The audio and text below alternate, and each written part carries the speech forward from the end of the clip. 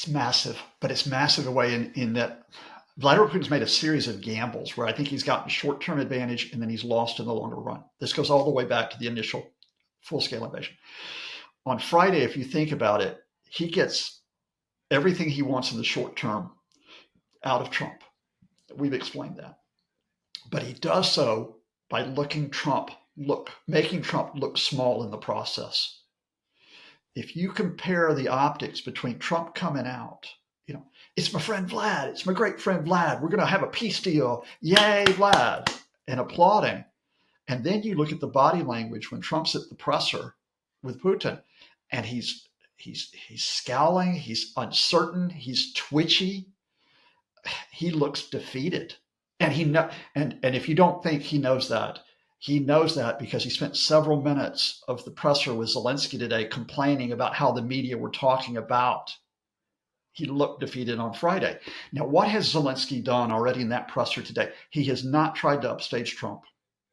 He has remained silent. He's been deferential. Trump gets to look like the big guy in the room. Look at the photo with the European leaders just before you and I came on air. Trump is in the center of the European leaders. Zelensky is to his right, Emmanuel Macron to the left, all looking very serious, but Trump gets to hold position. You're in the middle right now of the comments to the press before the meeting with the Europeans. Who gets to have the initial comments? Trump can go on for as long as he wants to. He gets to look like the big man on campus. Now, everybody knows that intellectually he's not. Everybody knows in terms of policy he's not. But everybody knows that to get what you want out of the Trump administration, he has to think he is. And I'll circle back to our previous question. How does Russia change those optics back? How do they make him look big after they made him look small last week? And on top of that, with the optics here, I mean, we've just had President Macron of France speaking, and the words he used to discuss those security guarantees was that we're not talking about security just for Ukraine. We're talking about European security as a whole, guarantees for all of Europe. That's quite crucial, isn't it? That it's not seen from this this war that Russia have been able to separate Europe and America from in a security standpoint. This is massive, Louis. This is absolutely massive. And I want to walk this back 6 months to think about where we were 6 months ago back in February. Trump administration's just come in. We still don't know if Trump's going to commit to NATO. We still keep thinking about Trump 1.0, where he was threatening to pull out of NATO. You got J.D. Vance at the Munich Security Conference, giving it large about how you take care of yourselves. We don't need you. We're going to look at Asia. We're going to look at other parts of the world. Off you go, right? You got a defense secretary, Pop Gun Pete Hegseth, who probably doesn't know Slovenia from Slovakia, as well as knowing his backside from his elbow, as my grandfather would say. Well, he's going to be useless as breaking wind in a thunderstorm. Who is going to be there working with the Europeans on European security questions? What was important back then for Ukraine European security is that European leaders, and here you got to give Keir Starmer credit, because he and Macron came up and said, look, we're going to talk about security guarantees for Ukraine, and we're going to talk about it as part of European security. And then you've got to give the EU credit, as well as Europeans in NATO, for saying we've got to step our defense investment in production. Take it forward to those comments you just had today, where you've got Macron saying, this is a part of an investment which is for our security as well as Ukraine. We've got the U.S. invested in our security again, whether that's through NATO, whether that's through bilateral arrangements, whether that's through support of Ukraine. That's a huge shift from where we are in February, and it's a huge loss for the Kremlin, because it was counting on the fact that they could get the Americans to take a hike and they could pick off the Europeans on their own. And you were talking about Starmer just there, British Prime Minister Keir Starmer. He's just been discussing with Trump the idea of the coalition of the willing, and he's not just talking about what they were earlier saying a NATO-style security guarantee. He's actually referred to it as Article 5 style. I mean, how big of a challenge is that to Russia if Ukraine gets a sort of Article 5 guarantee in all but name? Ding, ding, ding. Those are the magic words. Ukraine will not get into NATO. Okay. Now, they will say they want to keep getting into NATO, but that's a red line for the Kremlin.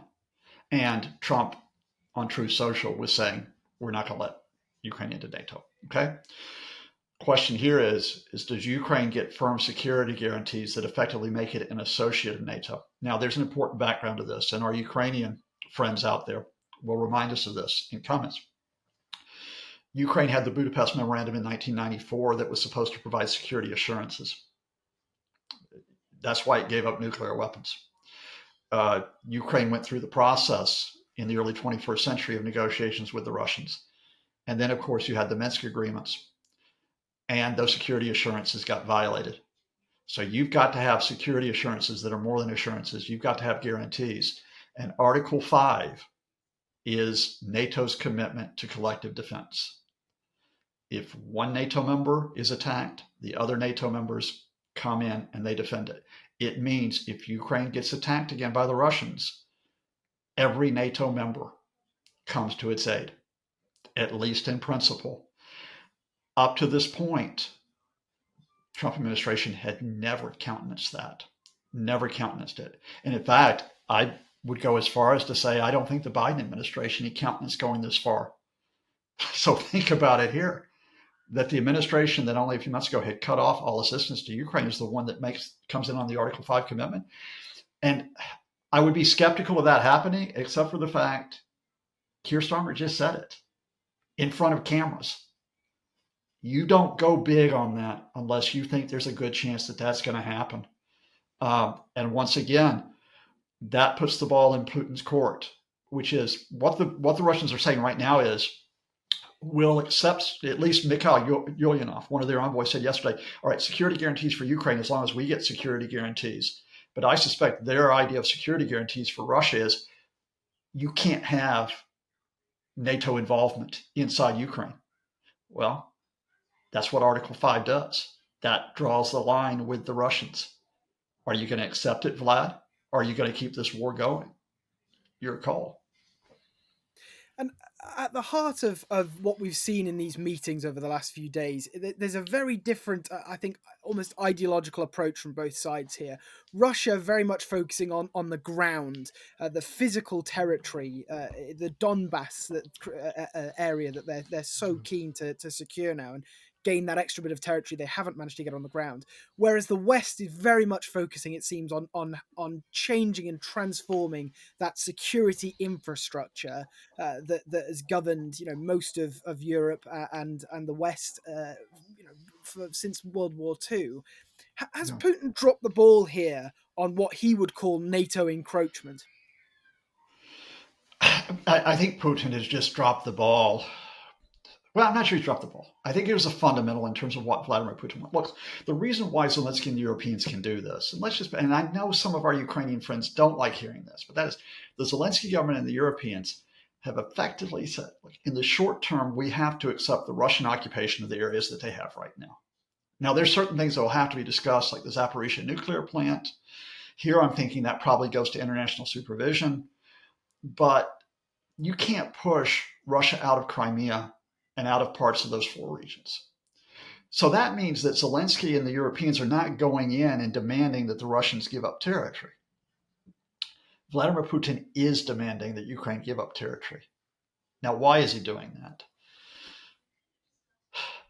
Vladimir Putin, when he went in and attacked Kyiv on February 24th, 2022, it was not just to take part of Ukraine. He wanted to take all of Ukraine, either in terms of taking its territory, as you mentioned, Louis, or in terms of putting a pro-Russian government into power. He wanted to make Ukraine part of Greater Russia.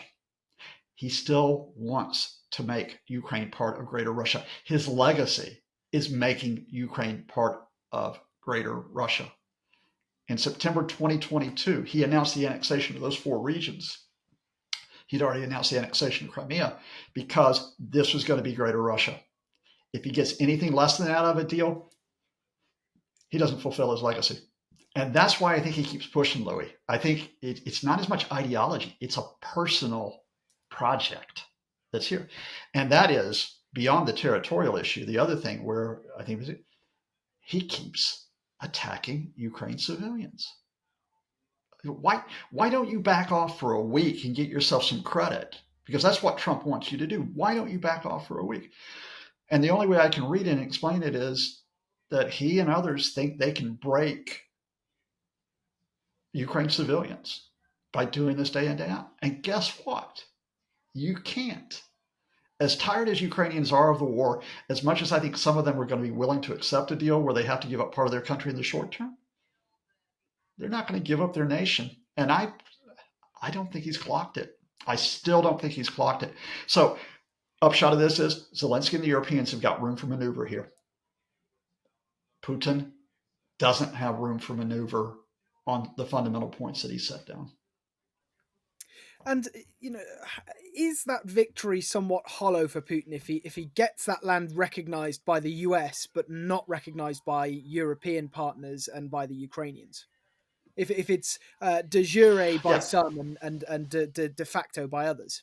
Yeah, that's interesting, Louis. I just came to you off of Indian television, and the presenter was saying, look, Russia has not come out and openly called for the international recognition of Crimea and the other 4 regions as such. It's like, so it doesn't mean that much to him.